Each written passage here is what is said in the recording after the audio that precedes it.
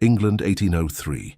The Somerset countryside glowed golden under the setting summer sun, casting long shadows across the manicured lawns of Oakenridge Hall. Inside the grand manor, Charlotte Sinclair stood before her looking-glass, barely recognizing the young woman who stared back at her. "You look absolutely radiant, Miss Charlotte," her lady's maid Emma said softly, adjusting the pearl hairpins nestled in Charlotte's chestnut curls. "The ivory silk brings out the warmth in your complexion." Charlotte forced a smile that did not reach her amber eyes. "Thank you, Emma. Though I confess I'd rather be in the music room with my pianoforte than preparing for Lady Harrington's ball." 5 years had passed since Charlotte had last attended such a gathering. 5 years since Edmund Westfield had publicly humiliated her, breaking their engagement mere weeks before the wedding to elope with a wealthy merchant's daughter. 5 years of hiding away at Somerset, nursing a wounded heart and wounded pride. "Your father would be so pleased to see you returning to society," Emma continued, smoothing the delicate lace at Charlotte's neckline. "And your sister writes that all of London has been abuzz with news of your return." Charlotte sighed. At 22 she was hardly the fresh-faced debutante she had once been. "I doubt anyone will remember me, Emma, and that suits me perfectly well." The Harrington estate was ablaze with light as their carriage approached. Charlotte felt her stomach twist with apprehension. Her father, Sir Edward Sinclair, squeezed her gloved hand reassuringly. "Courage, my dear," he murmured. "You've hidden away long enough." The ballroom was crowded with the cream of county society when they arrived. Charlotte kept close to her father's side, nodding politely at introductions, but keeping her expression carefully neutral. She had sworn never to give her heart again, and she intended to keep that promise. It was during a country dance that she first noticed him. The crowd seemed to part as he entered, tall and commanding in his impeccably tailored black evening attire. Dark hair swept back from a face that might have been carved from marble, high cheekbones, a strong jaw, and eyes that seemed to assess everything and everyone with cool detachment. "Who is that gentleman?" Charlotte asked Lady Anne Harrington, her childhood friend and daughter of their hostess. Anne's eyes widened. "You truly have been hidden away, haven't you? That's William Aldridge, the Duke of Hartwell. They call him the impossible Duke in London." Impossible. Impossible to please, impossible to impress, and most certainly impossible to love, Anne whispered. "He broke his engagement to the Duchess of Wexford years ago, the night before their wedding.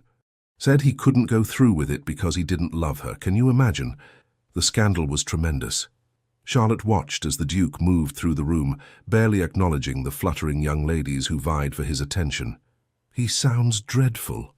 "Oh, he's terribly rich and devastatingly handsome," Anne sighed, and he presented his former fiancée to his best friend, Lord Bentley, who fell madly in love with her. They're blissfully married now with 2 children. "So perhaps he's not entirely dreadful, just particular." Charlotte turned away. "I've had quite enough of particular gentlemen to last a lifetime." She excused herself and made her way to a quieter corner of the ballroom, finding momentary respite near an open window, where the summer breeze offered relief from the heat of too many bodies and too many candles. "You don't appear to be enjoying yourself, Miss—" The deep voice startled her. She turned to find herself looking directly into the grey eyes of the Duke of Hartwell. Up close, they weren't simply cold. They were penetrating, like storm clouds concealing lightning. "Sinclair, Charlotte Sinclair," she replied, offering a curtsy that was just a fraction too shallow to be entirely proper. A flicker of something, surprise perhaps, crossed his face. "Sir Edward's daughter?" "The very same, Your Grace." His gaze swept over her, not in the predatory manner she had grown accustomed to from gentlemen, but with genuine curiosity. "I believe we've met before." "Indeed we have," Charlotte replied coolly, "though I'm not surprised you don't recall. I was 17, and rather forgettable." The ghost of a smile touched his lips. "I doubt that very much, Miss Sinclair. You were attending my cousin's wedding at Wellingford Abbey. You spoke precisely 6 words to me. Pardon me, I didn't see you there." The Duke's eyebrows rose slightly. "And you've remembered that all these years?" "Only because you nearly trampled me while pursuing Lady Elizabeth Carrington across the dance floor," Charlotte replied with unexpected frankness. "She was wearing peacock blue silk. You were quite determined." For the first time, William Aldridge looked genuinely disconcerted. Then, to Charlotte's astonishment, he laughed, a rich, warm sound that seemed at odds with his austere appearance. "It seems I must apologize for my past discourtesy, Miss Sinclair," he said with a slight bow. "Perhaps you'll allow me to make amends with a dance." Charlotte's refusal was on the tip of her tongue when her father appeared at her elbow. "Your Grace, what an unexpected pleasure," Sir Edward exclaimed, clearly delighted to find his daughter conversing with the most eligible bachelor in England. Trapped by courtesy, Charlotte had no choice but to accept the Duke's outstretched hand. As he led her onto the dance floor, she felt the eyes of the entire room upon them. "Everyone is staring," she murmured as they took their places for the quadrille. "Let them," he replied simply. The music began, and Charlotte found herself moving through the steps with practiced grace, grateful that her body remembered what to do even as her mind raced. The Duke was an excellent dancer, his touch light but assured as they circled each other. "You've been absent from society for some time," he observed. "Yes. May I ask why?" "You may ask, Your Grace, but I'm not obliged to answer." Again that ghost of a smile. "Fair enough, Miss Sinclair." As they moved through the figures of the dance, Charlotte was acutely aware of his gaze. It was unsettling, as though he were trying to unravel her with his eyes alone. "What brought you to Somerset, Your Grace?" she asked, determined to shift his attention. "I understood you preferred London." "Business with Lord Harrington," he replied, "though now I find myself grateful for the obligation." The dance ended before Charlotte could formulate a response to such blatant flirtation. She curtsied, he bowed, and she retreated to her father's side with her composure intact, but her pulse betraying her with its rapid beat. Throughout the evening, she felt his eyes following her. Whenever she glanced in his direction, the Duke was watching her with an intensity that made her skin warm. Twice more he asked her to dance. Twice more she accepted, telling herself it was merely politeness. It was well past midnight when their carriage finally turned down the oak-lined drive to Oakenridge Hall. Charlotte sat silently, her dance card full for the first time in years, her mind reeling. "The Duke of Hartwell seemed quite taken with you," her father remarked with poorly concealed delight. Charlotte gazed out the window at the passing trees. "The Duke is merely bored with the usual simpering misses. I provided a novelty, nothing more." "He's requested permission to call on you tomorrow," Sir Edward continued as though she hadn't spoken. Charlotte's head snapped toward her father. "And what did you tell him?" "That we would be delighted to receive him, of course." Sir Edward patted her hand. "Charlotte, my dear, it's time you allowed yourself some happiness." "I am perfectly content with my life as it is," she insisted. But as she lay in bed that night, sleep eluded her. Every time she closed her eyes, she saw William Aldridge's face, felt the gentle pressure of his hand on her waist, heard the low rumble of his voice. She had promised herself never to love again, had built walls around her heart that had stood firm for 5 long years. One night, one dance, one look. Surely that wasn't enough to threaten everything. Was it? The morning brought rain, sheets of it cascading down the windows of Oakenridge Hall, turning the lush gardens into a blur of green and grey. Charlotte sat at her writing desk, a half-finished letter to her sister in London before her, her quill hovering indecisively above the parchment. Should she mention the Duke? Eleanor would be ecstatic at the mere suggestion of such a connection, but to acknowledge his attention seemed to give it a significance Charlotte was reluctant to admit. A gentle knock at the door saved her from the decision. Emma entered carrying a silver tray with a single envelope upon it. "A messenger just arrived from Harrington House, Miss Charlotte." Charlotte broke the seal and unfolded the crisp parchment, her eyes widening as she read. "Is something amiss?" Emma asked, noticing her expression. "It's from the Duke of Hartwell," Charlotte replied, her voice carefully neutral. "He writes that unexpected business requires his immediate return to London, and he regrets that he must postpone his visit." Emma's face fell. "Oh, Miss Charlotte, I'm sorry. You seemed—" "It's of no consequence," Charlotte interrupted briskly, tucking the note away. "I hardly know the man." But as the day wore on, Charlotte found herself unaccountably restless. She tried reading, then needlework, then playing the pianoforte, but nothing held her attention. When her father inquired about the Duke's message at dinner, she relayed the contents with affected indifference. "A pity," Sir Edward sighed, "though I understand he has extensive business interests that require his attention. Perhaps when we return to London for the season—" Charlotte set down her fork with more force than necessary. "Father, please.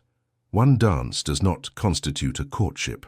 3 dances, Sir Edward corrected with a twinkle in his eye. Charlotte retired early that evening, annoyed at her own disappointment. What did it matter if the Duke had left? It was better this way, safer. 2 weeks passed in the quiet routine that had become her life. The weather cleared, allowing Charlotte to resume her daily walks across the estate. It was during one such walk, as she followed the stream that marked the boundary between Oakenridge and the neighbouring property, that fate intervened. She heard the thundering of hooves before she saw the rider, a blur of dark horse and darker rider, emerging from the copse of trees ahead. The horse reared suddenly, startled by her presence, and for a terrifying moment, Charlotte was certain both beast and rider would tumble into the stream. Instead, the rider controlled the animal with impressive skill, bringing it to a prancing halt mere feet from where she stood frozen. "Miss Sinclair," the Duke of Hartwell said, sounding as surprised as she felt. "I did not expect to encounter anyone out here." Charlotte found her voice, though it came out higher than normal. "You're trespassing, Your Grace." He dismounted in one fluid motion, looking entirely too handsome in his riding attire. "Am I? I was told this was still Harrington land. The stream marks the boundary. You're on Sinclair property now." She gestured to the water gurgling merrily between smooth stones. "Then I must beg your pardon." He gave a small bow, though his eyes never left her face. "Twice now I've nearly run you down. You'll think me terribly ill-mannered." Despite herself, Charlotte felt a smile tug at her lips. "Once more, and I shall have to conclude it's deliberate, Your Grace." "William," he said suddenly. "My friends call me William. Are we friends then? I should like us to be." He took a step closer, leading his horse by the reins. "At the very least, it would allow me to apologize properly for departing so abruptly after the ball." Charlotte lifted her chin. "No apology is necessary. We barely know each other. A situation I'd like to remedy." His grey eyes seemed warmer in the dappled sunlight filtering through the trees. "I've returned to Harrington House for the foreseeable future. Business matters, you understand." "In Somerset? How unusual." A smile played at the corners of his mouth. "Indeed." They stood in silence for a moment, the only sounds the burbling of the stream and the occasional snort from his horse. "Would you care to walk with me?" Charlotte found herself asking, surprising them both. "That is, if your business can wait." "I find suddenly that it can," William replied, falling into step beside her as they followed the path along the stream. They walked for over an hour, their conversation flowing with unexpected ease. He told her of his estates in Derbyshire and his townhouse in London. She spoke of her love of music and literature. Neither mentioned his hasty departure or her long absence from society. "You're not at all what I expected, Miss Sinclair," he said, as they turned back toward Oakenridge. "Oh? And what did you expect?" "From what I'd heard, a fragile recluse afraid of her own shadow." Charlotte stopped short. "Is that what they say of me in London?" William winced. "Forgive me." "That was indelicate, but honest," she replied, resuming their walk. "And what do you think now?" He considered her for a long moment. "I think there's a story there, one you're not yet ready to tell." They reached the edge of the formal gardens of Oakenridge Hall all too soon. Charlotte knew she should invite him in for refreshments. It was only proper. But something made her hesitate. "I should return," he said, sensing her reluctance. "But perhaps I might call properly tomorrow, with your father's permission, of course." Charlotte nodded, not trusting herself to speak. William mounted his horse with the same fluid grace with which he danced. Looking down at her, his expression grew serious. "Until tomorrow, Miss Sinclair." She watched him ride away, her heart beating a traitorous rhythm against her ribs.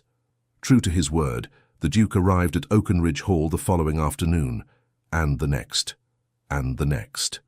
Each visit lasted longer than the one before. They took walks in the garden, played chess in the drawing room, discussed books and music and art. Charlotte found herself looking forward to his visits with an eagerness that alarmed her. Worse, she found herself studying her reflection more critically each morning, allowing Emma to arrange her hair in more flattering styles, choosing her finest day dresses. On his 5th visit, they sat in the garden, a tea service between them, Sir Edward having excused himself to attend to estate business. "Your father mentioned you'll be returning to London for the season," William said, watching her over the rim of his teacup. "He's determined to see me rejoin society properly," Charlotte replied, though I confess I have little enthusiasm for it. Because of what happened with Mr. Westfield? Charlotte nearly dropped her cup. You know about that? I make it a point to know about things that interest me, William said simply. And I interest you? Very much. His directness was disarming. I know he broke your engagement publicly and cruelly. I know you retreated here afterward. What I don't know is why you've allowed his actions to dictate your life for 5 years. Charlotte set down her cup with deliberate care. You presume too much, Your Grace. William, he corrected gently. And perhaps I do. But I've seen how your eyes light up when you speak of things you love. Music, literature, your family. Yet you've denied yourself the wider world because one foolish man couldn't recognize your worth. It wasn't merely that he broke the engagement, Charlotte said, the words tumbling out before she could stop them. It was how he did it. At my own betrothal ball, in front of everyone we knew, he announced that he had found his true love in Miss Catherine Browning, and they would be leaving for Gretna Green that very night. She swallowed hard. He said I was too plain, too serious, too forgettable. William's expression darkened. He was an idiot, perhaps, but when everyone looks at you with pity, when whispers follow you everywhere, it became easier to stay away. And now? Charlotte met his gaze squarely. Now I find myself wondering if perhaps it's time to stop hiding. The intensity in his eyes made her breath catch. I would very much like to see you in London, Charlotte. It was the first time he had used her given name, and something about the way he said it made her shiver despite the warm summer air. Why? She asked, suddenly bold. You could have any woman in London. Why show interest in someone like me? William leaned forward. Because you're the first woman who doesn't seem to care whether I show interest or not. Because you challenge me, surprise me. Because when I'm with you, I'm not the Duke of Hartwell or the Impossible Duke, or any of the other ridiculous titles society has given me. I'm simply myself. Charlotte's heart hammered in her chest. And who is that exactly? Someone who, until recently, didn't believe he was capable of... He broke off, looking almost startled by what he'd been about to say. Before Charlotte could press him further, Emma appeared at the garden entrance. Miss Charlotte, a visitor has arrived, a Mr. Edmund Westfield. Charlotte felt the blood drain from her face. William rose immediately, his posture tense. Show him in, Emma, Charlotte said, her voice remarkably steady considering the turmoil within. William moved to her side. Would you prefer me to leave? She shook her head. No, please stay. Edmund Westfield had aged in the 5 years since Charlotte had last seen him. His once handsome face had grown puffy, his fashionable clothing unable to disguise the beginnings of a paunch. He stopped short when he saw the Duke. Hartwell, he said, clearly surprised. I didn't realize you were acquainted with the Sinclairs. Mr. Westfield, William acknowledged coolly. Miss Sinclair and I have become good friends. Edmund's gaze darted between them before settling on Charlotte. You're looking well, Charlotte. Marriage agrees with you, I see. Charlotte stiffened. I am not married, Edmund. Oh, his surprise seemed genuine. I had assumed... That is, when I heard you were receiving the Duke of Hartwell. Why are you here? Charlotte interrupted, unwilling to endure his bumbling assumptions. Edmund shifted uncomfortably. I'm staying with the Petersons. I heard you were in residence and thought I should pay my respects. 5 years after humiliating her publicly. William's voice was dangerously soft. How remarkably conscientious of you. Edmund flushed. I don't believe this concerns you, Your Grace. On the contrary, William replied, Miss Sinclair's well-being concerns me greatly. The tension in the garden was palpable. Charlotte rose to her feet, unwilling to let either man speak for her. You've paid your respects, Edmund. Now I think it best you leave. Edmund had the grace to look ashamed. Charlotte, I wanted to apologize. Catherine left me 6 months ago. For a baronet from Cornwall, I've had time to reflect on my behavior, and I realize now what a terrible mistake I made. Charlotte stared at him, astonished by his audacity. You expect me to care about your marital difficulties? I thought perhaps, given our history, we might reconnect. He cast a nervous glance at William. Not immediately, of course, but perhaps once my divorce is finalized. Mr. Westfield, William interrupted, his tone glacial. Allow me to be perfectly clear. Miss Sinclair has no interest in reconnecting with you ever. Edmund drew himself up indignantly. I don't recall asking for your opinion, Hartwell. Edmund, Charlotte said quietly, Please leave. But Charlotte. Now. Her voice was firm, her gaze unwavering. With a last resentful look at the Duke, Edmund bowed stiffly and departed. As soon as he was out of sight, Charlotte sank back into her chair, her knees suddenly weak. William knelt beside her, concern etched on his features. "Are you all right?" "Yes," she said, and was surprised to find it was true. "Actually, I feel relieved. For years I've dreaded seeing him again, imagined all the things I should have said, and now that it's happened—" She gave a small laugh. "He seems so insignificant." William took her hand in his thumb tracing circles on her palm. "You are remarkable, Charlotte Sinclair." The warmth in his eyes made her breath catch. For a moment she thought he might kiss her, and even more surprisingly she wanted him to. Instead he rose, still holding her hand. "I should take my leave. You've had enough excitement for one day." As he walked him to his waiting carriage, Charlotte felt a new lightness in her step. The ghost of Edmund Westfield no longer haunted her. What she didn't yet know was whether she was ready to risk her heart again, especially with a man they called the impossible Duke. The London townhouse of Sir Edward Sinclair, nestled in the fashionable district of Mayfair, bustled with activity as servants unpacked trunks and prepared rooms for the family's return. Charlotte stood at the window of her bedchamber, watching carriages roll past on the rain-slick street below, a letter from the Duke of Hartwell in her hand. 3 weeks had passed since their encounter with Edmund Westfield in the garden at Oakenridge. 3 weeks in which William had continued to call daily, their friendship deepening with each visit. They had spoken of everything and nothing, his childhood as the heir to a dukedom, her close relationship with her sister Eleanor, his passion for improving conditions on his estates, her love of composing music. What they had not discussed was the growing attachment between them. It hung in the air during every conversation, present in the lingering touch of hands, the prolonged gazes, the reluctant goodbyes. Now, in London, Charlotte wondered if things would change. William had promised to call as soon as they were settled, but the season was in full swing. The gossip sheets were already abuzz with news of the Duke's return to town and speculation about which fortunate young lady might finally capture his interest. "The blue silk or the sage green for Lady Pemberton's soirée tonight?" Eleanor asked, sweeping into the room with 2 gowns draped over her arms. At 20, Eleanor was the beauty of the family, with their mother's golden hair and vivacious charm. Charlotte set aside William's letter. "The blue, definitely. It brings out your eyes." Eleanor laid the dresses on the bed and fixed her sister with a knowing look. "Another letter from the Duke?" "That's the 3rd this week." "He merely wishes to ensure we arrived safely in London," Charlotte replied, unable to keep the smile from her face. "Of course," Eleanor teased. "Such concern is perfectly ordinary from a gentleman who visited every day in Somerset and wrote to you 3 times during a journey that took only 2 days. Charlotte threw a pillow at her sister, who dodged it with a laugh. "Admit it," Eleanor persisted. "You're falling in love with him."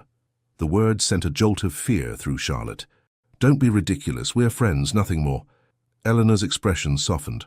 "Charlotte, not every man is Edmund Westfield. You can't close your heart forever because of one disappointment." "It's not that simple, Ellie," Charlotte sighed, turning back to the window. "William has never loved anyone.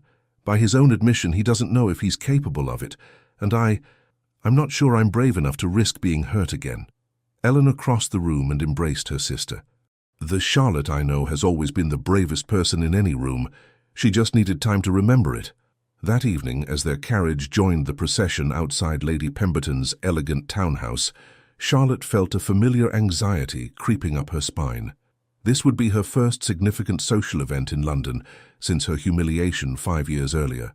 Though most of society had likely forgotten the scandal, she had not forgotten the sting of pitying glances and whispered comments. "So you look lovely," Sir Edward assured her as they waited to be announced. "Your mother would be so proud to see you tonight." Charlotte squeezed her father's arm gratefully. Her gown of deep ivory satin was more sophisticated than the pastels favoured by debutantes, its cut elegant rather than girlishly elaborate. Emma had arranged her chestnut hair in a style that accentuated her high cheekbones and amber eyes. She looked, she had to admit, like a woman rather than the girl who had fled London in tears. "Sir Edward Sinclair, Miss Charlotte Sinclair, and Miss Eleanor Sinclair," the butler announced as they entered the crowded ballroom. Heads turned. Charlotte held her chin high, her expression composed. Let them stare if they wished. She was no longer the heartbroken girl they remembered. Lady Pemberton, a matronly woman with a kind face, greeted them warmly. "My dear Charlotte, what a pleasure to see you back in London. And Eleanor, how you've grown. You'll have every eligible bachelor in attendance at your feet before the night is over." They moved through the room, exchanging pleasantries with old acquaintances. Charlotte was grateful for Eleanor's cheerful chatter, which filled any awkward silences. Though she searched the crowd discreetly, there was no sign of the Duke of Hartwell. "Looking for someone?" a familiar voice murmured near her ear. Charlotte turned to find William standing beside her, resplendent in formal evening attire. Her heart gave a treacherous leap at the sight of him. "Your Grace," she said, dropping into a curtsy. "How unexpected." His mouth quirked into the half-smile she had come to cherish. "Is it? I believe I mentioned in my letter that I would be in attendance." "Did you? I must have forgotten," she replied lightly, though they both knew she had memorized every word of his correspondence. William offered his arm. "May I get you some refreshment, Miss Sinclair?" As they made their way to the refreshment table, Charlotte was acutely aware of the curious glances directed their way. The Duke of Hartwell rarely paid such marked attention to any lady, let alone one who had been absent from society for years. "Everyone is watching us," she murmured, accepting a glass of lemonade from him. "Let them," he replied, echoing his words from their first dance. "I find I care remarkably little for society's opinions these days." "A luxury not all of us can afford," Charlotte reminded him, "particularly when one has a sister making her debut." William's gaze softened as he looked to where Eleanor was surrounded by admirers. "She seems to be managing quite well without our assistance." Before Charlotte could respond, they were joined by a striking woman in a gown of rich burgundy silk. Her dark hair was streaked with silver at the temples, her bearing regal. "William, darling, aren't you going to introduce me to your companion?" she asked, her voice cultured and slightly accented. William straightened. "Of course. Miss Charlotte Sinclair. May I present my mother, Her Grace, the Dowager Duchess of Hartwell." Charlotte curtsied deeply.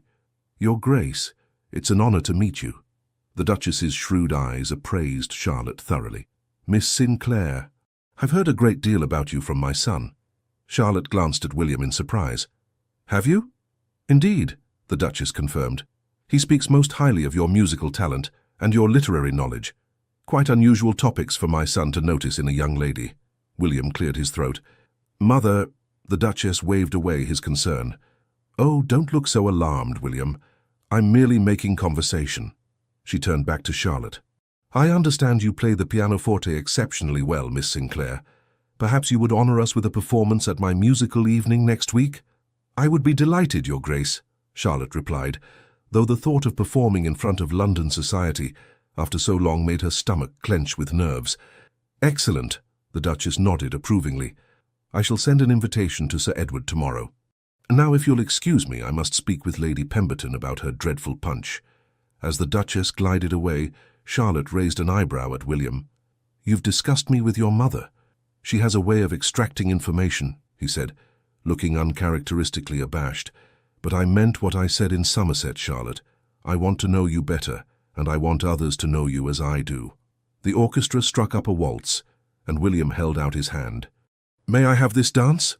As they took their places among the other couples, Charlotte was reminded of their first dance at Lady Harrington's ball, but this time, as William's hand settled on her waist, there was a familiarity to his touch that sent warmth coursing through her. "You've caused quite a stir," she observed as they moved gracefully across the floor. "The impossible Duke showing particular attention to a lady. I imagine the gossip sheets will be fascinating tomorrow." A shadow crossed William's face. "Does that concern you?" "Should it?" His grip tightened slightly. "No, but I would understand if it did." They danced in silence for several measures, the unspoken tension between them growing with each step. "William," Charlotte finally said, her voice low, "what are we doing?" His grey eyes met hers, intense and searching. "I don't know," he admitted. "I only know that when I'm with you, I feel different. As though I've been sleepwalking through life and suddenly found myself awake." The raw honesty in his voice made her breath catch. "And that frightens you?"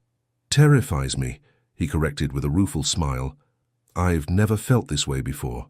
The waltz ended before Charlotte could respond. As they moved off the dance floor, she noticed a group of fashionable young women watching them, their expressions ranging from curious to envious.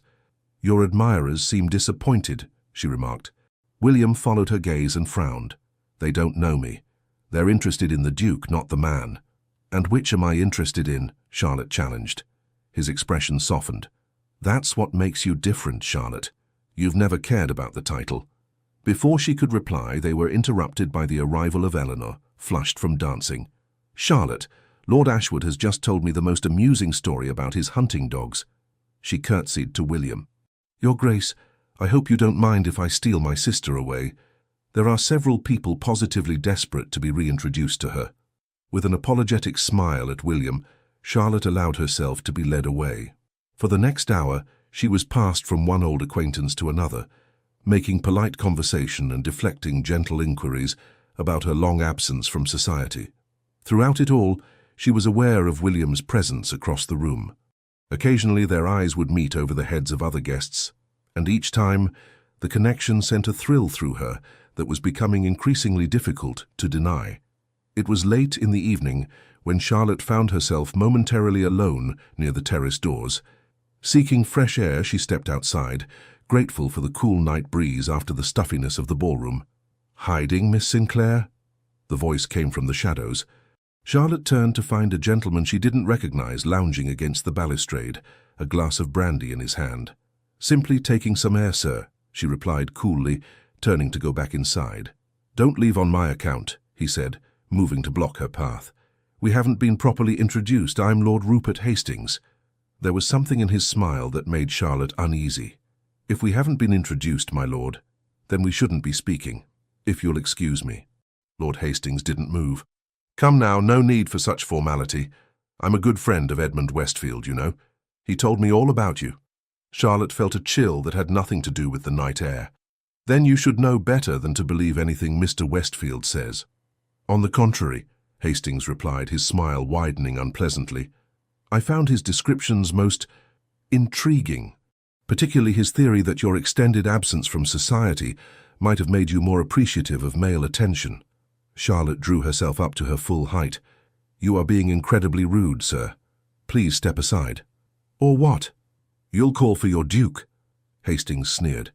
"Everyone knows Hartwell doesn't form attachments. He's merely amusing himself with you until something more interesting comes along." "I believe Miss Sinclair asked you to move, Hastings." William stood in the doorway, his expression thunderous. Hastings straightened immediately, his arrogance faltering under the Duke's icy glare. "Your Grace," he stammered. "I was just leaving," William finished for him, his voice deadly quiet. "Now." Hastings gave a jerky bow and fled back into the ballroom. William moved to Charlotte's side, his concern evident. "Are you all right? Did he harm you?" Charlotte shook her head. "No, just said some unpleasant things. About Edmund and you." William's jaw tightened. "What did he say about me?" "That you don't form attachments. That you're merely amusing yourself with me." She looked up at him, vulnerability evident in her eyes. "Is he right, William?" For a long moment, he simply looked at her, the struggle evident on his face. Then, with a gentle hand, he brushed a stray curl from her cheek. "No," William said, his voice low and fervent. He couldn't be more wrong. The intensity in his eyes made Charlotte's heart quicken. They stood so close she could feel the warmth radiating from him, smell the subtle notes of sandalwood in his cologne. "Then what is this between us?" she asked, her voice barely above a whisper. "I need to know, William. I won't risk my heart on uncertainty." William took her gloved hands in his. "I don't have pretty words, Charlotte. I've never been in love before. I didn't think myself capable of it. But these past weeks without you in London have been empty. When I'm with you, everything is clearer, brighter somehow. If that isn't love, then I don't know what is." Charlotte's breath caught. "William." The terrace door opened, spilling light and noise onto their private moment. Sir Edward appeared, his expression concerned. "Charlotte, there you are. Eleanor and I have been looking everywhere." He nodded politely to the Duke. "Your Grace." William released Charlotte's hands reluctantly. "Sir Edward, I was just ensuring Miss Sinclair got some fresh air after the heat of the ballroom." "Very thoughtful," Sir Edward replied, though his eyes narrowed slightly at their proximity. "But I'm afraid we must take our leave. Eleanor is developing a headache." Charlotte nodded, though disappointment coursed through her. "Of course, Father." She turned to William. "Thank you for your company this evening, Your Grace." William bowed over her hand, his lips brushing her knuckles through the thin fabric of her glove. "Until tomorrow, Miss Sinclair." The carriage ride home was quiet, Eleanor having fallen asleep against Charlotte's shoulder. Sir Edward studied his eldest daughter thoughtfully. "The Duke of Hartwell seems quite taken with you," he observed. Charlotte kept her eyes on the passing street lamps. "We enjoy each other's company, that's all." "Charlotte?" Her father's voice was gentle. "I only want your happiness. After what happened with Edmund, I worry." "I know, Father." She squeezed his hand. "But William is nothing like Edmund." "William, is it?" Sir Edward raised an eyebrow. "You've grown close indeed." Charlotte felt a blush warm her cheeks. "He's kind and honourable and different when we're alone. Not the cold, distant Duke everyone believes him to be." Sir Edward nodded slowly. "Just be careful with your heart, my dear. Even the most honourable of men can cause pain when love is involved." The next morning, Charlotte awoke to find London transformed. Rain had given way to brilliant sunshine, and the city seemed to sparkle with renewed vitality. As she sat at breakfast with Eleanor, a footman entered with a small package. "Delivered for you just now, Miss Charlotte," he announced, placing the parcel beside her plate. Charlotte opened it curiously, gasping as she removed a small leather-bound book of poetry, a first edition of Wordsworth that they had discussed during one of their walks in Somerset. Inside was a simple note: "For moments when we cannot talk of poetry in person. Yours, W." "Well?" Eleanor prompted, practically bouncing in her seat with excitement. "What is it?" Charlotte showed her the book, but kept the note private. "A gift from the Duke." Eleanor sighed dreamily. "How romantic. And look, another delivery." A housemaid entered, carrying an enormous arrangement of white roses and lavender, Charlotte's favourite flowers, though she couldn't recall ever mentioning that to William. "The gentleman said to expect him at 2 o'clock, miss," the maid added with a knowing smile. Charlotte spent the morning in a state of nervous anticipation. By the time the clock struck 2, she had changed her dress twice and paced the drawing-room countless times. When William was finally announced, it took all her self-control to remain seated calmly. He entered with purpose in his stride, declining the footman's offer to take his hat and gloves. "Miss Sinclair, I was hoping you might accompany me on a drive through the park. The weather is exceptionally fine today." Charlotte glanced at Eleanor, who was unsuccessfully trying to hide her delighted smile. "I would be happy to, Your Grace. If my sister might join us as chaperone." "Of course," William agreed, though his eyes never left Charlotte's face. His carriage was waiting outside, an elegant phaeton drawn by 4 perfectly matched greys. As they made their way through the fashionable streets, Charlotte was keenly aware of the interested glances directed their way. The Duke of Hartwell rarely drove ladies through Hyde Park during the fashionable hour. "Your gift was most thoughtful," she said, as they entered the park. "How did you know I admired Wordsworth?" "You quoted him during our walk by the stream," William replied. "Something about nature being the anchor of our purest thoughts." Charlotte was touched that he had remembered. "And the flowers. I don't recall mentioning my preferences." From the rear-facing seat, Eleanor piped up, "That would be my doing. His Grace called on Father yesterday while you were visiting Mrs. Fairchild." William shot Eleanor a grateful glance. "Your sister has been most helpful in ensuring my courting efforts meet with approval." Charlotte nearly choked at his blunt use of the word courting. "Is that what you're doing? Courting me?" "With your permission, yes." His grey eyes were serious as they briefly left the road to meet hers. "I realize we've done things somewhat out of order, but I would very much like to court you properly, Charlotte." Eleanor made a small sound of delight from behind them, which they both politely ignored. Charlotte's heart felt too full for her chest. "I think I would like that very much." The next few weeks passed in a whirl of social engagements and private moments. William called at the Sinclair townhouse daily, sometimes accompanying Charlotte and Eleanor on outings to exhibitions or the theatre, other times simply sitting in the drawing room, discussing books or playing chess. At each event they attended together, society's interest in their developing relationship intensified. The gossip sheets began referring to Charlotte as the lady who tamed the impossible Duke, a moniker that made her cringe but seemed to amuse William greatly. Not everyone viewed their attachment favorably. Several disappointed mothers with eligible daughters made their disapproval known through cold glances and cutting remarks just loud enough to be overheard. Lord Hastings continued to spread malicious gossip, fueled no doubt by Edmund Westfield's bitterness. "You shouldn't have to endure such treatment," William said one afternoon as they walked arm in arm through Vauxhall Gardens, Eleanor and her companion following at a discreet distance. "Especially not on my account." Charlotte smiled up at him. "I survived far worse after Edmund. Besides, their opinions matter very little to me now." William's expression darkened at the mention of Edmund. "He's been telling anyone who'll listen that you threw yourself at him when he called at Oakenridge." "Let him talk," Charlotte said firmly. "Those who matter know the truth." William stopped walking, turning to face her fully. "You are extraordinary, Charlotte Sinclair. Do you know that?" His admiration warmed her from within. "You make me feel as though I might be." The tenderness in his gaze made her breath catch. For a moment, she thought he might kiss her, right there in the public gardens, with dozens of people milling about. Instead, he simply offered her his arm again, though the charged moment lingered between them. The true test of their courtship came at the Dowager Duchess's musical evening. The Duchess had arranged for Charlotte to perform several pieces on the pianoforte, an honor that filled her with both pride and terror. "What if I make a mistake?" she fretted, as their carriage approached the Duchess's elegant townhouse.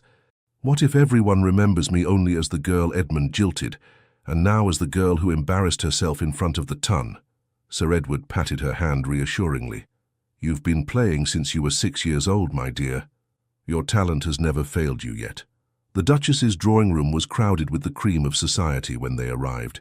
William appeared at Charlotte's side almost immediately, resplendent in formal evening wear, his eyes lighting up at the sight of her. "You look beautiful," he murmured, his gaze appreciative on her gown of deep sapphire blue. Charlotte smiled nervously. "I wish your mother had asked anyone else to play this evening." "She wouldn't have asked if she didn't believe in your talent," William assured her. "And I've heard you play at Oakenridge. You have nothing to fear." The Duchess approached, regal in black silk and diamonds. "Miss Sinclair, how lovely to see you again." "Are you prepared to enchant us with your music?" Charlotte curtsied. "I hope not to disappoint, Your Grace."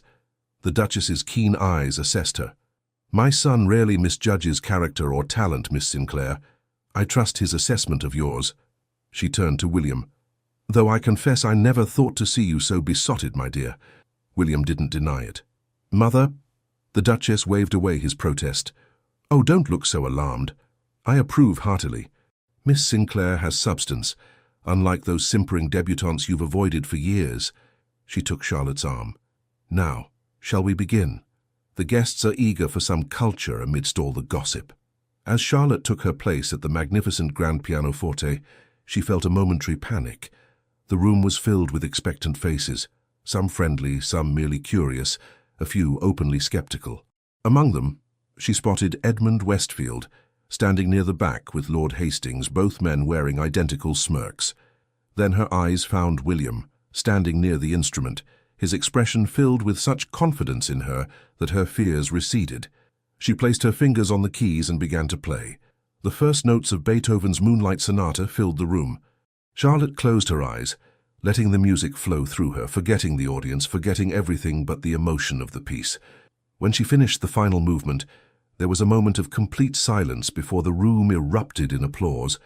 The Duchess approached, her typically reserved expression softened with genuine admiration. "Magnificent, my dear. Truly moving." Throughout the evening, Charlotte performed several more pieces, each met with increasing enthusiasm. Between performances, William remained close, his pride evident in every glance, every gesture. By the end of the night, even the most critical society matrons were approaching her with compliments and invitations. As the guests began to depart, Charlotte found herself momentarily alone in the Duchess's conservatory, seeking a moment of quiet after the emotional intensity of performing. The glass-walled room was filled with exotic plants and softly illuminated by strategically placed candles, creating an intimate oasis. "There you are." William's voice was soft as he entered the space. "I've been looking everywhere for you." Charlotte smiled. "I needed a moment to collect myself. I still can't quite believe it went so well." "I can," he said, moving to stand before her. You were extraordinary tonight, Charlotte. Everyone saw what I've known since Somerset, that you are the most remarkable woman in London." In the candlelight, his face was cast in dramatic shadows, emphasizing the strength of his features. Charlotte's heart quickened as he took her hands in his. "When we were interrupted at Lady Pemberton's ball," he said, his voice low and intense, "there was something I wanted to tell you, something I've never said to anyone before." Charlotte could barely breathe. "Yes?" "I love you, Charlotte." The words were simple, spoken with absolute certainty. "I didn't know what that meant until I met you. I didn't believe I was capable of it, but now I can't imagine my life without you in it." Tears pricked at Charlotte's eyes. "William, You don't have to say anything," he assured her quickly. "I know you have every reason to be cautious after what Westfield did to you. I just needed you to know the truth of my feelings." Charlotte shook her head, a smile breaking through her tears. "You impossible man. I was trying to tell you that I love you too." The joy that transformed William's face was like sunrise breaking over the horizon. Slowly, giving her every chance to pull away, he leaned down and pressed his lips to hers. The kiss was gentle at first, then deepened as Charlotte responded, her hands moving to his shoulders. When they finally parted, both slightly breathless, William rested his forehead against hers. "I should ask your father's permission to court you officially," he murmured. Charlotte laughed softly. "I think he's been expecting it since Somerset." "Nevertheless," William straightened, his expression growing serious, "I want to do everything properly. You deserve nothing less." A discreet cough from the doorway caused them to step apart quickly. The Dowager Duchess stood there, one eyebrow raised, but a smile playing at her lips. "While I wholeheartedly approve of this development," she said dryly, "perhaps the conservatory of a well-attended musical evening is not the most prudent location for declarations of affection." Charlotte blushed deeply, but William merely offered his mother an unrepentant smile. "We were just discussing my intentions to speak with Sir Edward, mother." "I should hope so," the Duchess replied, though her eyes were kind as they rested on Charlotte. "Miss Sinclair has quite won over my guests this evening. I dare say you'll have no shortage of supporters for the match." As they rejoined the remaining guests, Charlotte felt as though she were floating. The world seemed brighter, more vibrant somehow. Even the sight of Edmund's sour expression as he observed their returned happiness couldn't dampen her spirits. William spoke privately with Sir Edward the following morning and received his blessing to court Charlotte officially. The announcement in the society papers was met with a flurry of interest and speculation. For a week, all seemed perfect. William called daily, often taking Charlotte for drives in the park or escorting her and Eleanor to various social events. At each gathering they were the center of attention, their obvious affection for each other the subject of much romantic sighing among the younger set. Then came Lady Harrington's midsummer ball. Charlotte had been looking forward to it for days, especially after William hinted that he had something special planned for the evening. She wore her finest gown, a creation of ivory silk embroidered with silver thread that Eleanor declared made her look positively celestial. The ball was in full swing when they arrived, the Harrington townhouse transformed with thousands of candles and masses of summer blooms. William was waiting for them in the entrance hall, his face lighting up at the sight of Charlotte. "You take my breath away," he murmured as he bowed over her hand. The evening began perfectly. They danced the first waltz together, then the quadrille. During supper, William kept her laughing with whispered observations about their fellow guests. Charlotte caught herself thinking that this must be what perfect happiness felt like. It was during their second waltz that she noticed the change in him. William's expression had grown distant, his responses to her comments increasingly distracted. When the dance ended, he escorted her back to where Eleanor and Sir Edward stood, his manner oddly formal. "If you'll excuse me," he said stiffly, "there's a matter I must attend to." Before Charlotte could respond, he was gone, disappearing into the crowd. She waited, making conversation with various acquaintances, but as 1 hour stretched into 2 with no sign of William, anxiety began to gnaw at her. "Perhaps he was called away on urgent business," Eleanor suggested kindly. "Without a word to me?" Charlotte shook her head. "Something isn't right, Ellie." It was Sir Edward who finally spotted the Duke, standing on the far side of the ballroom, deep in conversation, with a striking young woman Charlotte had never seen before. The lady was beautiful in an exotic way. her dark hair and olive complexion suggesting Mediterranean heritage, her gown of scarlet silk ensuring she stood out in the sea of pastel-clad debutantes. As Charlotte watched, the woman placed a familiar hand on William's arm, leaning close to speak into his ear.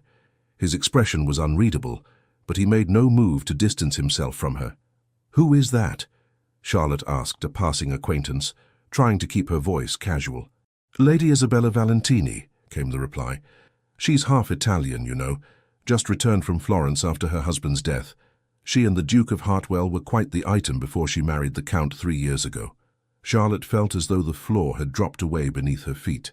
A previous attachment that William had never mentioned. A beautiful widow returned to claim what she had lost. It was like something from a Gothic novel, except that Charlotte was living it. "I wish to leave," she said quietly to her father. "Please, can we go home?" Sir Edward's concerned gaze moved from Charlotte's pale face to the Duke and his companion. "Of course, my dear. I'll call for the carriage." They slipped away without speaking to William. In the carriage, Charlotte sat rigid, staring unseeing at the passing streets as Eleanor held her hand in silent support. "He didn't even tell me about her," Charlotte said finally, her voice small. "If his affections could be so easily diverted by a former attachment, what does that say about his feelings for me?" Sir Edward sighed heavily. "Sometimes, my dear, the past has a powerful hold on us, but that doesn't necessarily mean the present affections are insincere." "Edmund said something similar," Charlotte replied bitterly, "just before he abandoned me for Catherine Browning." Back at home, Charlotte retired immediately to her bedchamber, ignoring Emma's concerned questions about her early return. She sat at her window in the darkness, watching the street below, half hoping to see William's carriage arrive with some reasonable explanation.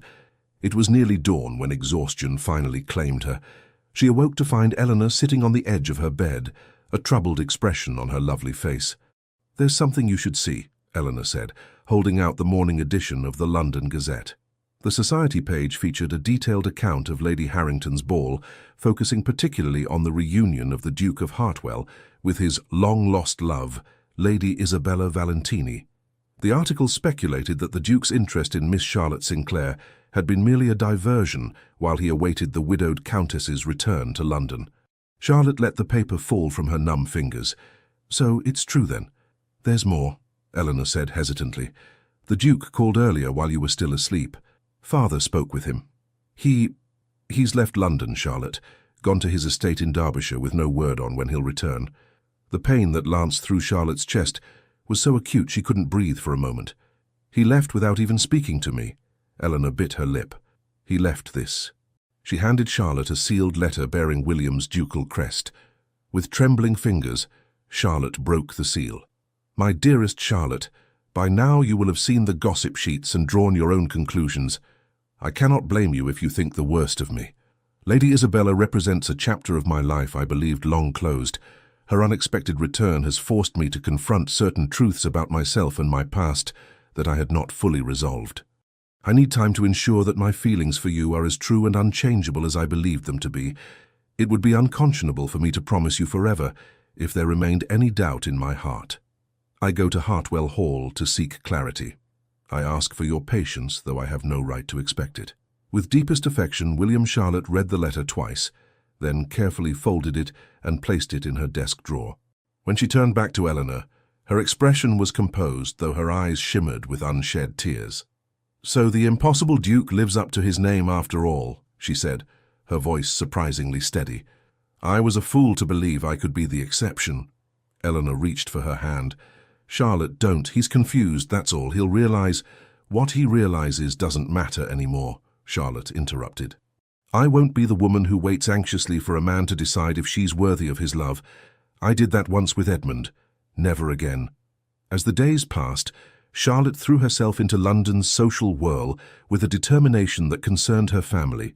She attended every ball, every soirée, every musicale, dancing and laughing as though her heart weren't breaking a little more each day.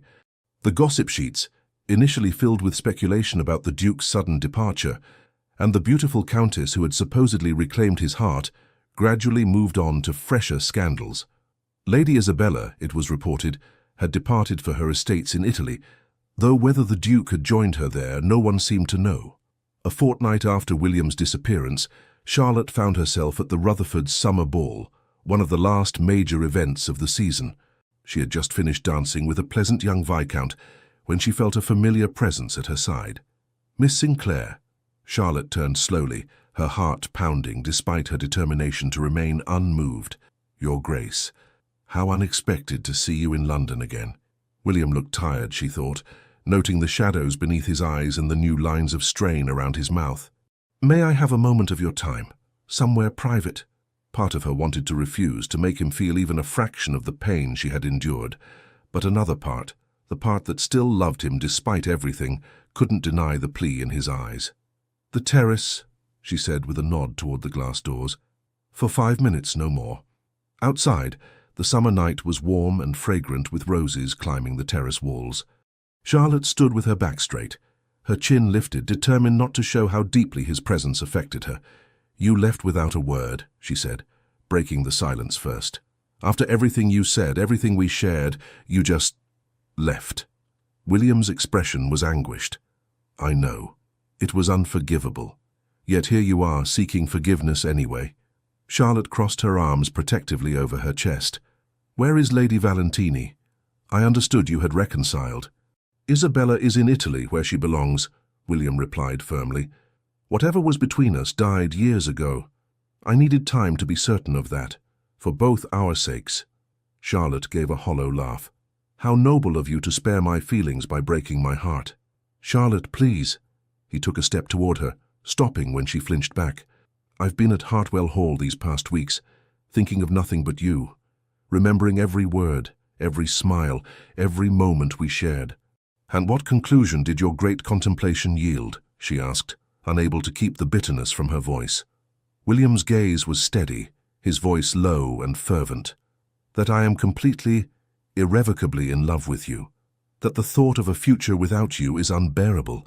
That I was a fool to let fear and confusion drive me away from the best thing that has ever happened to me."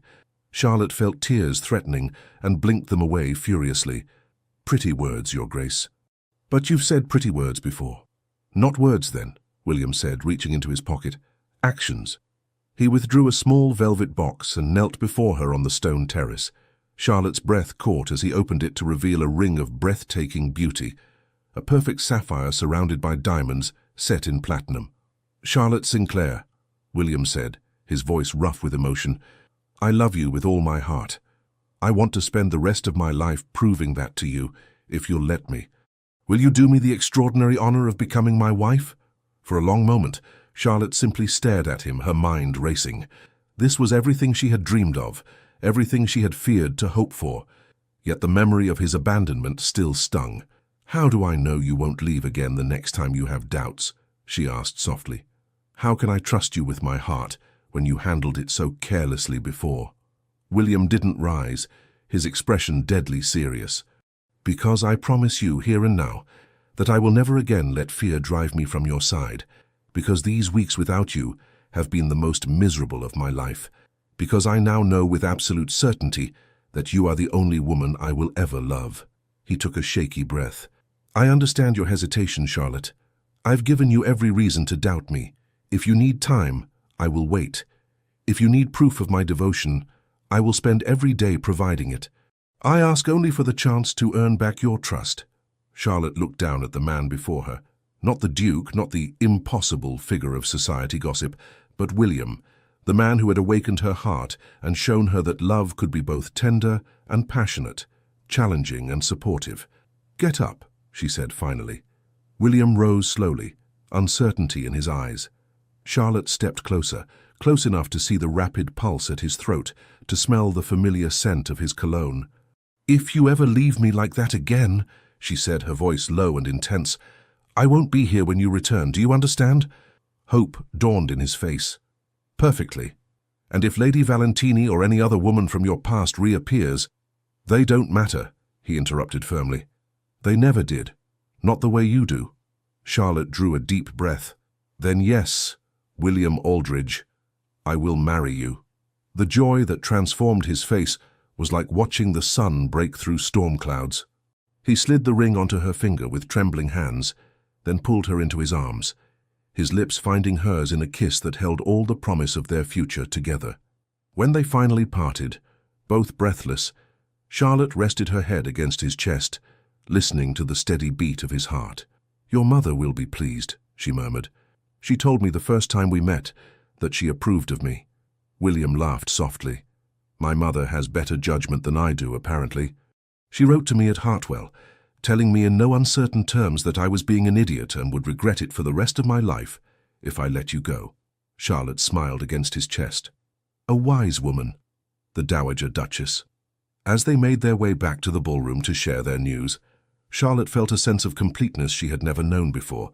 The journey had not been easy for either of them. Both had faced their deepest fears, she of loving and being hurt again, he of opening his heart for the first time. Yet here they were, ready to begin a new chapter together, stronger for having overcome the obstacles in their path.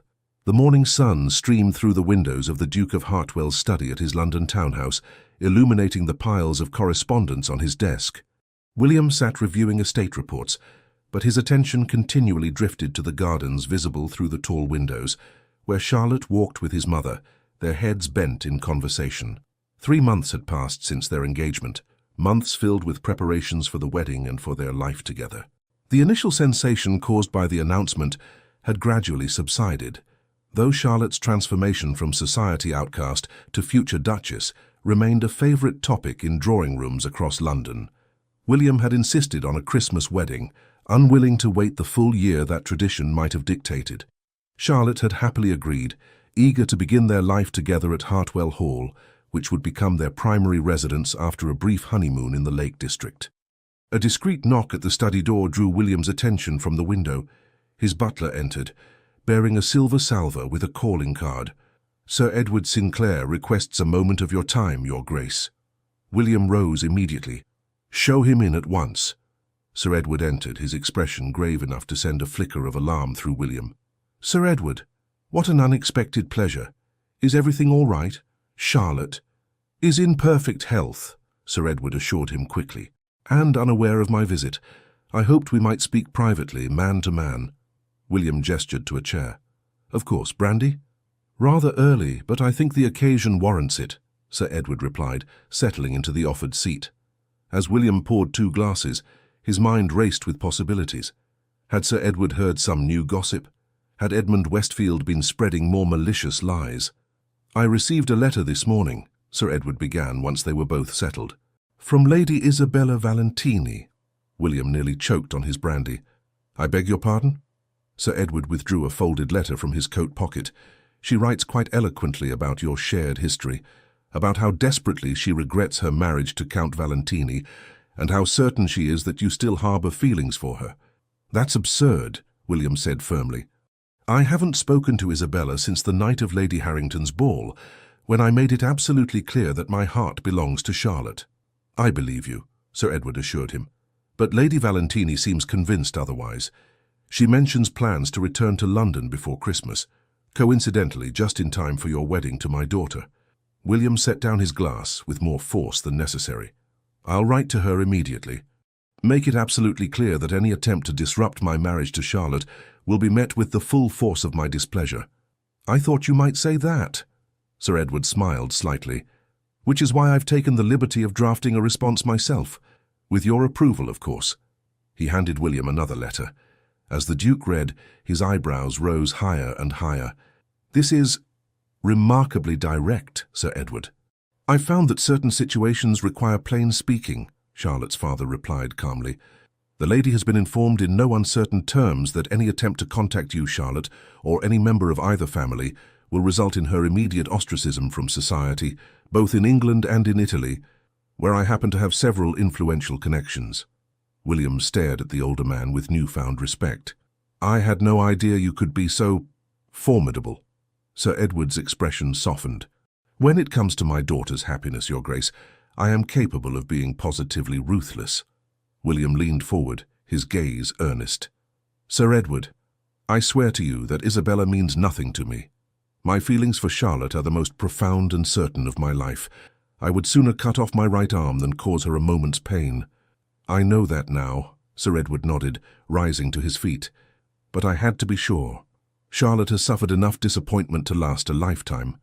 I couldn't bear to see her hurt again. William stood as well, extending his hand. I understand completely, and I'm grateful for your vigilance. Charlotte is fortunate to have such a father. As they shook hands, a mutual understanding passed between them, the shared determination to protect the woman they both loved, albeit in different ways. After Sir Edward departed, William remained standing by the window, watching as Charlotte and his mother continued their tour of the garden. The autumn sun caught the copper highlights in Charlotte's chestnut hair, and even from a distance, he could see the animation in her expression as she discussed the planned replanting of the rose beds. The thought that anyone, especially Isabella, might threaten Charlotte's happiness filled him with cold fury. He would need to be vigilant in the coming weeks to ensure nothing marred the joy of their wedding day. In the gardens below, Charlotte and the Dowager Duchess had reached the stone bench beneath the ancient oak tree. As they sat, Charlotte removed her gloves, the sapphire engagement ring catching the sunlight. "William tells me you've decided on Hartwell Hall as your primary residence after the wedding," the Duchess remarked, adjusting her shawl against the October breeze. Charlotte nodded. "Yes, though we'll maintain the London house for the season, of course." A wise choice. "The country air will be beneficial when children come along." The Duchess smiled at Charlotte's slight blush. "My son was raised at Hartwell, as was his father before him. There's something to be said for tradition." Charlotte gazed around the formal gardens, imagining them in summer bloom, picturing children, her children, William's children, running along the gravel paths. It feels right somehow, as though Hartwell Hall has been waiting for us. The Duchess reached over to pat Charlotte's hand. "I believe it has. The old house has been lonely since my husband passed. It needs laughter and life again." "I'll do my best to provide both," Charlotte promised. The Duchess studied her future daughter-in-law with approval. "You know, when William was a boy, his father and I worried that he might never know true happiness. He was always so serious, so contained. Even as a child, he kept his feelings locked away." Charlotte nodded, remembering William's own admission that he had never believed himself capable of love. "The change in him since he met you is remarkable," the Duchess continued. "He smiles now, truly smiles, not that polite social mask he wore for so many years. He laughs. He makes plans for the future with enthusiasm rather than duty." "He's changed me too," Charlotte admitted softly. "After Edmund, I thought I'd never trust anyone with my heart again. William showed me that real love is worth the risk." The Duchess squeezed her hand.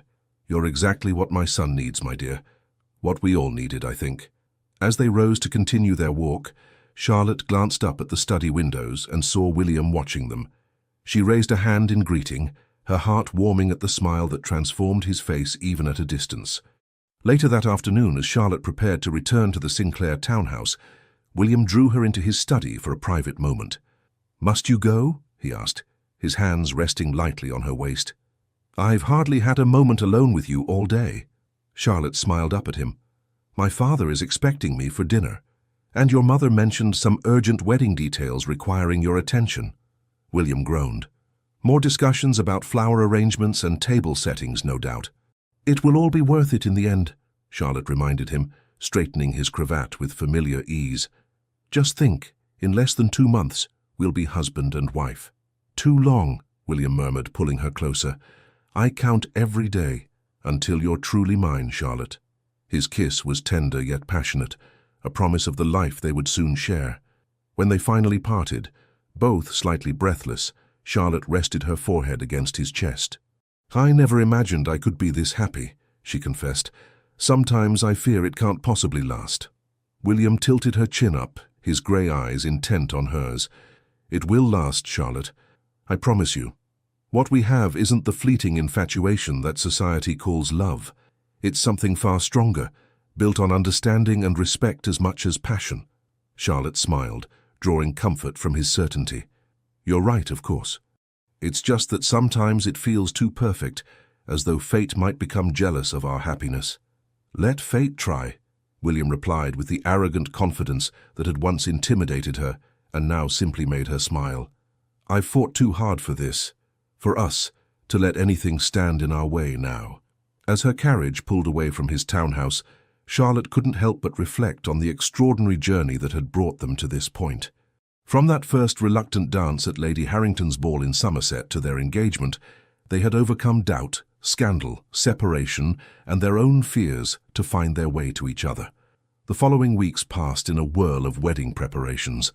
Charlotte divided her time between fittings for her trousseau, consultations with the Dowager Duchess about the wedding breakfast, and blissful hours with William as they made plans for their future together.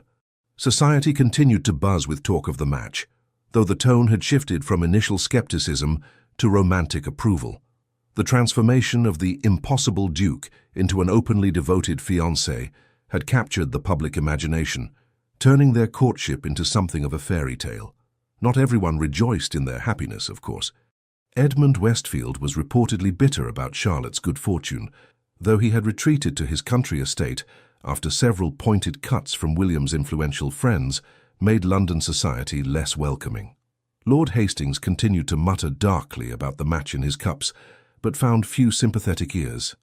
Of Lady Isabella Valentini there was no sign, and Charlotte gradually relaxed her vigilance, choosing to trust in William's love and the strength of their bond. As November drew to a close and December ushered in the Christmas season, London transformed with evergreen garlands, festive ribbons, and the anticipation of holiday gatherings. The Sinclair townhouse bustled with activity as Charlotte's wedding day approached, with Eleanor taking particular delight in her role as chief bridesmaid. "The modiste delivered your wedding dress this morning," Eleanor announced excitedly, bursting into Charlotte's bedchamber one snowy afternoon. "It's absolute perfection, Charlotte. William will be speechless when he sees you." Charlotte looked up from the letter she had been writing to a childhood friend. Did they remember the adjustments to the lace at the neckline? Yes, and the result is exquisite. Eleanor flopped onto Charlotte's bed with a dreamy sigh. It's like something from a romantic novel, the Duke and the lady who broke through his icy reserve with the power of true love. Charlotte laughed. "I think you've been reading too many Gothic romances, Ellie. Our story is hardly so dramatic." "Isn't it, though?" Eleanor propped herself up on her elbows. "The Duke who couldn't love, the lady who swore never to love again, both transformed by a chance encounter at a country ball. If that isn't the stuff of novels, I don't know what is." Before Charlotte could respond, Emma appeared at the door. "Miss Charlotte, a letter has just arrived for you by special messenger." Charlotte took the envelope curiously. It bore no return direction, and the handwriting was unfamiliar, elegant yet somehow aggressive in its bold strokes. Breaking the plain wax seal, she unfolded the single sheet of expensive paper. Her blood ran cold as she read. "Miss Sinclair, you may believe you have won the Duke of Hartwell's heart, but I assure you his affections are not so easily captured or held. William and I share a bond that transcends time and circumstance, a passion that cannot be extinguished by convenient engagements or society's expectations. Ask yourself why he fled to Derbyshire upon my return to London. Ask yourself why a man known for his cold reserve suddenly professes ardent devotion. Is it love, Miss Sinclair, or merely wounded pride that drives him to prove he can secure the hand of the woman society has been watching? William belongs with me, as he has always known in his heart. I have returned to England to claim what is rightfully mine, and I will not be deterred by your provincial charms or your family's ambitions. Lady Isabella Valentini." Charlotte felt the room spin slightly. She had known, of course, that Isabella existed, had even prepared herself for the possibility of encountering her in society after the wedding. But the raw hostility of the letter, the possessive certainty with which this woman claimed William, shook her more deeply than she would have thought possible. "Charlotte?" Eleanor's voice seemed to come from far away. "You've gone white as a sheet. What is it?" With trembling hands, Charlotte passed her the letter.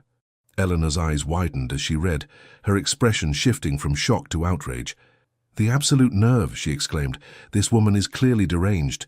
You must show this to William at once." Charlotte shook her head, her thoughts racing. "No, I need time to think." "Think about what?" Eleanor demanded. "Charlotte, surely you don't give any credence to these poisonous claims?" Did she? Charlotte asked herself. William had left London without a word upon Isabella's return. He had admitted to needing time to ensure his feelings were true and unchangeable. What if the Italian countess was right, and his proposal had been motivated more by pride than love? "I trust William," Charlotte said finally, as much to convince herself as her sister. "But I won't have this woman's venom tainting our wedding preparations. I'll deal with it in my own way." Eleanor looked unconvinced. "At least tell father. He should know that this harpy is making threats." "They're hardly threats, Ellie," Charlotte reasoned, taking back the letter and folding it carefully. "Just spiteful words from a jealous woman." But as she tucked the letter into her writing desk, Charlotte couldn't quite dismiss the chill of foreboding that had settled around her heart.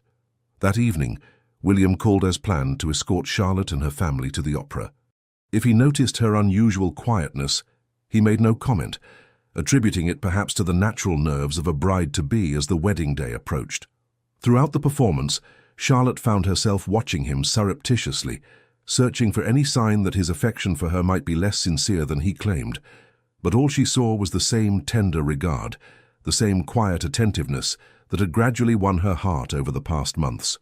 When he took her hand during a particularly moving aria, the warmth of his touch and the intimate smile they shared dispelled some of her fears. Yet Lady Isabella's letter lingered in the back of her mind, like a shadow on an otherwise sunny day. The following morning, Charlotte made a decision. Rather than allowing Isabella's insinuations to fester, she would confront the situation head-on, not by showing the letter to William, which might only create tension between them, but by meeting with Lady Valentini herself. Through discreet inquiries, Charlotte learned that Isabella had taken rooms at Brown's Hotel in Mayfair. With Eleanor sworn to secrecy, she sent a brief note requesting a private meeting that afternoon. The reply came within the hour, a single line in that same bold handwriting. 4 o'clock. My suite at Brown's. Come alone. "This is madness," Eleanor protested as Charlotte prepared for the meeting. "At least let me accompany you." "And what would that accomplish?" Charlotte asked, selecting a bonnet that framed her face becomingly. "Isabella would never speak freely with you present. I need to look this woman in the eye, Ellie. I need to understand what I'm facing. You're facing a venomous, manipulative harpy who wants your fiancé," Eleanor said bluntly. "What more is there to understand?"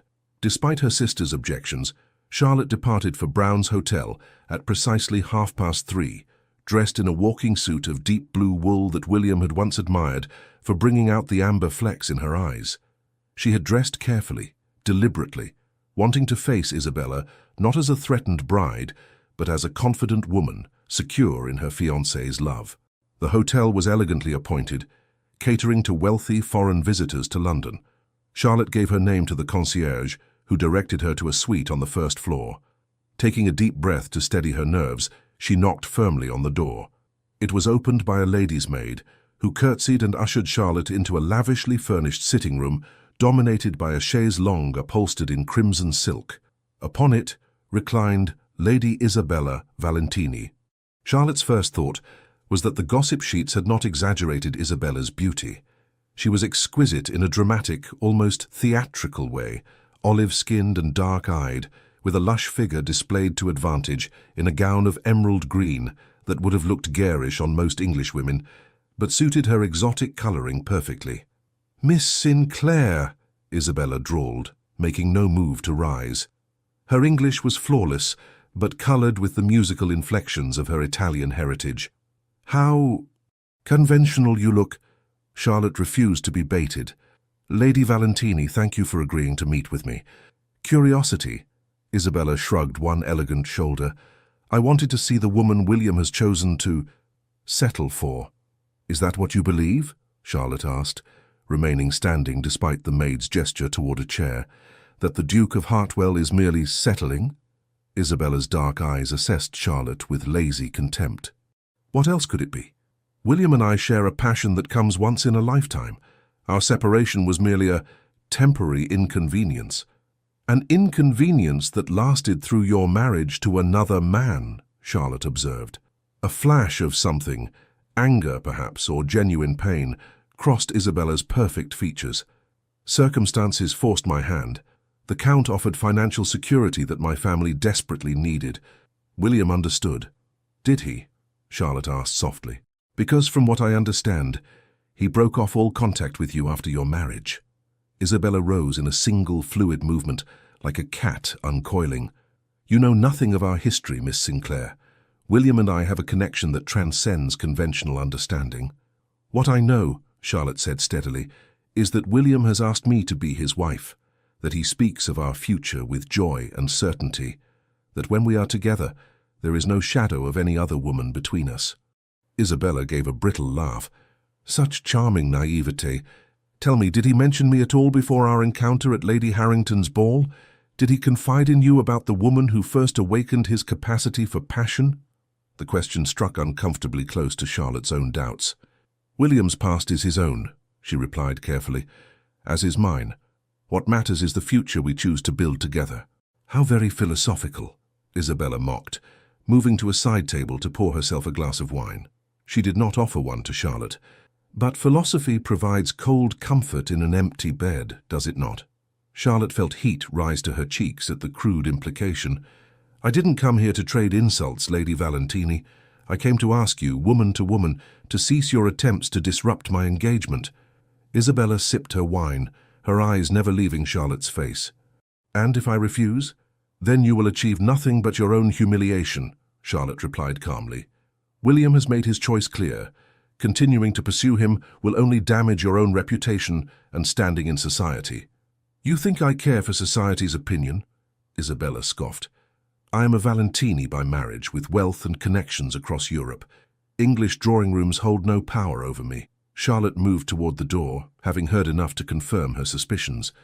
Isabella was not motivated by genuine love for William, but by wounded pride and possessiveness. Then I pity you, Lady Valentini. For all your beauty and sophistication, you fail to understand the man you claim to love. Isabella's expression hardened. And you believe you do. I know that William values honor and sincerity above all else, Charlotte said, that he finds peace in meaningful conversation rather than shallow flattery.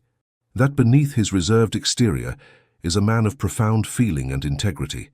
And most importantly, I know that he loves me, not as a possession to be claimed or a prize to be won, but as a partner to cherish and respect. For the first time, uncertainty flickered across Isabella's face. You speak very confidently for a woman who received my letter only yesterday. Charlotte smiled slightly. Your letter told me more about you than about William. A woman secure in a man's affections doesn't need to threaten his intended bride. With that, she turned to leave, her composure intact despite the emotional strain of the confrontation. This isn't over, Isabella called after her. William will come to his senses before the wedding, you'll see. Charlotte paused at the door, looking back at the beautiful, angry woman. For your own sake, Lady Valentini, I hope you find happiness elsewhere. William has found his with me. The crisp December air outside the hotel was a relief after the oppressive atmosphere of Isabella's suite. As Charlotte walked briskly back toward home, her mind clearer now than it had been since receiving the letter, she found herself smiling. Far from undermining her confidence, the meeting had strengthened it. Seeing Isabella's petty jealousy firsthand, hearing the possessive way she spoke of William as though he were an object rather than a person with his own will and desires, it all confirmed what Charlotte had known in her heart. William had chosen her freely and genuinely. Her step lightened as she turned onto her street, only to stop short at the sight of William himself, pacing anxiously outside the Sinclair townhouse. "Charlotte!" he exclaimed, striding toward her with obvious relief. "Where have you been? Your father said you'd gone out hours ago, and Eleanor refused to tell me where." The concern in his eyes was touching, but Charlotte hesitated to reveal the truth. "I had an errand to attend to. It took longer than expected." William studied her face intently. "What kind of errand leaves you looking so resolute?" Charlotte sighed. There was no point in secrecy now. "I received a letter yesterday from Lady Isabella Valentini." William's expression darkened. "What did it say?" "It doesn't matter now," Charlotte assured him, taking his arm as they walked toward the house. "I went to see her today." "You what?" William stopped abruptly, turning to face her. "Charlotte, that was incredibly unwise. Isabella can be unpredictable." "So I gathered," Charlotte replied dryly. "But I needed to see for myself the woman who claimed such a hold over your heart." William ran a hand through his hair in agitation. "There is no hold, Charlotte. Whatever Isabella may have claimed—" "I know," Charlotte interrupted gently, placing a hand on his chest. "I know, William. I saw it clearly today. She doesn't love you, she merely resents losing her power over you. Relief washed over his features. Then you don't doubt my feelings for you? I did, briefly, Charlotte admitted, when her letter first arrived. But seeing her today, hearing her speak of you as though you were a possession to be reclaimed, it only confirmed what I already knew in my heart, that what we have is real and lasting. William pulled her into his arms, heedless of the impropriety of such a display on a public street. I have half a mind to confront her myself, he muttered against her hair. That would only feed her delusions of importance, Charlotte replied, drawing back to look up at him. Let her be, William. She'll leave London once she realizes her schemes have failed. William gazed down at her with a mixture of admiration and concern. You never cease to amaze me, Charlotte Sinclair. Most women would have succumbed to hysterics or jealous accusations. Charlotte smiled. I'm not most women. No, he agreed, his eyes warm with love. You're the woman I'm going to marry in precisely 18 days, and I cannot wait to make you mine forever.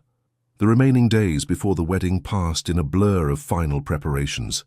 True to Charlotte's prediction, Lady Isabella departed London soon after their confrontation, reportedly returning to Italy in a flurry of dramatic pronouncements about English barbarism and the superior romantic sensibilities of continental gentlemen. Edmund Westfield made one last, desperate attempt to speak with Charlotte at a pre-wedding celebration hosted by the Dowager Duchess, only to be firmly escorted from the premises by William's imposing butler when he became too insistent. The incident caused a minor stir, but was quickly forgotten in the general excitement surrounding the approaching nuptials. On the eve of her wedding day, Charlotte sat at her dressing table while Emma brushed out her hair for the night. Eleanor perched on the edge of the bed, chattering excitedly about the flowers, the music, the distinguished guests expected to attend. Lady Harrington was saying that half of London is desperate for an invitation, she reported gleefully. The wedding of the year, they're calling it. Charlotte smiled at her sister's reflection in the mirror. It seems strange, doesn't it? 5 years ago, I was the jilted bride no one wanted to acknowledge. Now, everyone wants to witness my triumph. It's not the triumph they care about, Eleanor said wisely. It's the love story. Everyone wants to believe in redemption and second chances, Charlotte.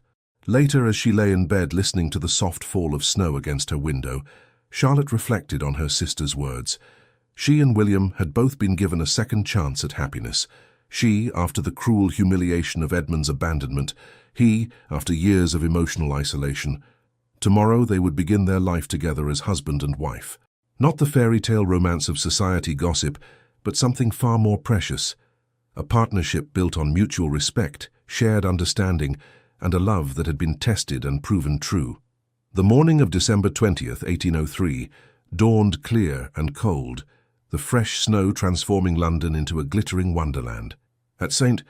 George's Church, Hanover Square, the early arrivals found the historic building transformed with evergreen garlands, white roses, and hundreds of candles that cast a warm glow over the proceedings. In a private antechamber, Charlotte stood in her wedding gown, a creation of ivory silk and antique lace that the modiste had declared her masterpiece. Sir Edward, resplendent in his finest coat, blinked suspiciously bright eyes as he beheld his daughter. "You look just like your mother on our wedding day," he said softly. "She would be so proud of the woman you've become, Charlotte." Charlotte squeezed his hand, too emotional to speak. Eleanor, lovely in pale blue as the maid of honor, made last-minute adjustments to Charlotte's veil. "William is already waiting at the altar," she reported, looking terribly handsome and absolutely terrified. Charlotte laughed, the sound reflecting her joy rather than amusement. Not terrified, just aware of the magnitude of the moment. As am I. When the organ began to play and the great doors of the church opened, Charlotte felt a perfect calm settle over her. With her hand on her father's arm, she began the walk toward her future. The church was filled to capacity. The cream of London society turned out in their finest winter attire. But Charlotte saw none of them. Her gaze was fixed on the tall figure standing at the altar, his back straight, his dark head held high. As she reached the halfway point of the aisle, William turned. The look on his face as he beheld her for the first time in her bridal finery was something Charlotte knew she would remember until her dying day. A mixture of awe, adoration, and a joy so profound it seemed to illuminate him from within. When she reached his side, and her father placed her hand in his. William's fingers closed around hers with gentle strength. "You are breathtaking," he whispered, his voice rough with emotion. The ceremony itself passed in a blur of ancient vows and solemn promises. When William slid the gold band onto her finger to join her engagement ring, his hands were steady, his eyes never leaving hers. "With this ring, I thee wed," he said clearly, the words carrying to the farthest corners of the hushed church. "With my body I thee worship. With all my worldly goods I thee endow." And then the vicar was pronouncing them husband and wife, and William was drawing her into a kiss that managed to be both properly restrained for the setting and deeply, personally intimate. As they turned to face the congregation, now the Duke and Duchess of Hartwell, Charlotte caught sight of her sister's radiant smile, her father's proud stance, the Dowager Duchess dabbing discreetly at her eyes with a lace handkerchief. The wedding breakfast at Hartwell House was a sumptuous affair, with the finest food and wine served to 200 of London's most distinguished guests. Charlotte and William moved among them, accepting congratulations and well wishes, always returning to each other's side as though drawn by an invisible thread. "Happy, Your Grace," William murmured during a rare moment alone, his lips close to her ear. Charlotte smiled up at her husband, her heart so full it seemed impossible to contain such joy. "Completely, Your Grace." Later, as their carriage bore them away from London toward the Lake District and the private cottage where they would spend their honeymoon, Charlotte rested her head on William's shoulder, watching the winter landscape pass by in the gathering dusk. "What are you thinking?" William asked, his arm around her, holding her close against the December chill. Charlotte considered the question. "I'm thinking about second chances," she said finally, "about how life can surprise you just when you think all hope is lost." William pressed a kiss to her temple. "I never believed in fate until I met you, Charlotte, but now I can't help but think that every step of our lives was leading us to each other." "Even the painful ones?" she asked, thinking of Edmund's cruelty, of William's lonely years believing himself incapable of love. "Especially those," he replied with quiet certainty. "They shaped us, prepared us to recognize and cherish what we found in each other." As the carriage continued its journey through the snowy countryside, Charlotte knew he was right. Their path had not been easy or straightforward, but it had brought them here to this perfect moment, to the beginning of their shared future. She had promised never to love again, and he had never believed he could love at all. Yet here they were, their hearts joined, their souls intertwined, their love a testament to the healing power of second chances and the irresistible force of a love that could set even the most guarded soul on fire. The end. Dear listener, there's something deeply reassuring about a story of love rekindled, isn't there? As Charlotte and William found their way to each other despite past wounds, perhaps you're reminded that the human heart possesses remarkable resilience. Their journey speaks to what many of us know to be true, that life offers unexpected second chances, often when we least expect them, and that our capacity to love again remains intact, even after disappointment or loss. Like Charlotte, many of us have known disappointment. We've felt the sting of betrayal or the quiet ache of loneliness. We've built walls to protect ourselves, sometimes forgetting that those same walls can keep out joy as well as pain. And like William, some of us have lived believing certain emotions were beyond our reach, that we were somehow incapable of the very connections our souls most deeply crave. But life, in its infinite wisdom, often has other plans for us. Your own story, dear listener, carries within it all the dignity and beauty of Charlotte and William's romance. The challenges you've faced, the losses you've endured, the moments when you've had to summon courage you didn't know you possessed, these aren't merely obstacles to overcome. They are the very elements shaping you into someone capable of profound love and deep understanding. As you rest tonight, remember that each chapter of your life has prepared you for the chapters yet to come. The wisdom you've gathered over 60+ years of living is not a burden, but a precious treasure, a collection of moments, both bright and dark, that gives you the unique ability to savor life's sweetness more fully and face its difficulties with well-earned strength and dignity. May you find comfort in knowing that, like the winter snow that blanketed Charlotte and William's wedding day, even the coldest seasons of our lives eventually give way to renewal. Your heart remains as capable of warmth, connection, and yes, even passion as it was in your youth, perhaps even more so, tempered as it is by the wisdom of experience. Rest well tonight. Feel the protective embrace of all who love you, seen and unseen. And most importantly, remember that it is never too late to let your soul be set on fire by the people and experiences that make life worth living. With all our gratitude, Legends of the Fall team. Thank you for staying with us until the end. We hope Charlotte and William's journey reminded you that love can bloom again, even after heartbreak, even when you least expect it. Their story is a testament to the quiet strength of healing, the courage of vulnerability, and the beauty of letting someone into your heart again. If this story moved you, please don't forget to like, comment, share, and subscribe to our channel. From the bottom of our hearts, thank you for supporting us. Your encouragement is what keeps us going, inspiring us to share even more stories filled with love, redemption, and beautiful twists of fate. And don't go just yet.